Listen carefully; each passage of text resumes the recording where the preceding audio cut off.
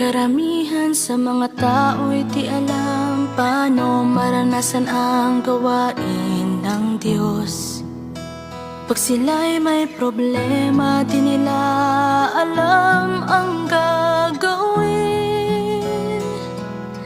Di sila makapamuhay ng espiritual na buhay. Kailangan mong ipamuhay ang mga salita at gawain ng Diyos. Kung di mo nararanasan ang gawain ng Diyos, kailanman ay di ka mapeperpekto. Pag kaya mong maranasan ito't paghilayan anumang oras, saan mang lugar. Pag kaya mong iwan ang mga pastol at magsarili sa buhay, umasa sa Diyos. Kita ang mga gawa niya, saka lang matutupad ang kalooban ng Diyos. Minsan bigay ng Diyos ay pakiramdam na nawawalan ka ng galak at presensya niya. Nahuhulog ka sa kadiliman, ito'y pagpipino. Pag lahat ng ginagawa mo'y nagugulo, disiplina to ng Diyos, walang nakakakita sa panghihibagsik mo. Ngunit tiyak nakita ng Diyos, siguradong didisiplinahin ka niya. Gawain ng Espiritu'y detalyado, inobserbahan niya ang mga salita, iniisip at kilos, bigay ay kamalayan sa tao. Kung di mo nararanasan ang gawain ng Diyos, kailanman ay di ka mapeperpekto. Pag kaya mong maranasan ito't paghilayan anumang oras, saan mang lugar. Pag kaya mong iwan ang mga pastol at magsarili sa buhay, umasa sa Diyos.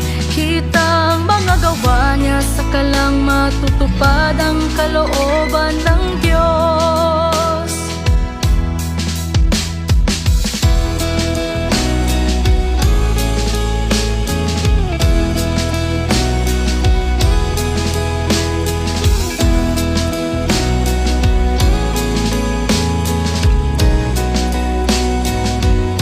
Ginagawa mo'y nagugulo, tapos ganoon din ang isa pa at isa pa.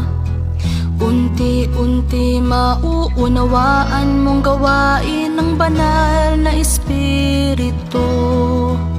Sa maraming pagdidisiplina, malalaman mo anong naaayon sa kalooban niya.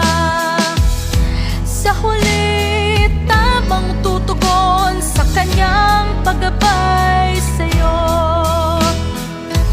Minsan ika'y magiging suwait, kaya sasawayin ng Diyos sa loob. Lahat ng to'y mula sa disiplina ng Diyos. Kung di mo nararanasan ang gawain ng Diyos, kailanman ay di ka mapeperpekto. Pag kaya mong maranasan ito't paghilayan anumang oras, saan mang lugar. Pag kaya mong iwan ang mga pastol at magsarili sa buhay, umasa sa Diyos.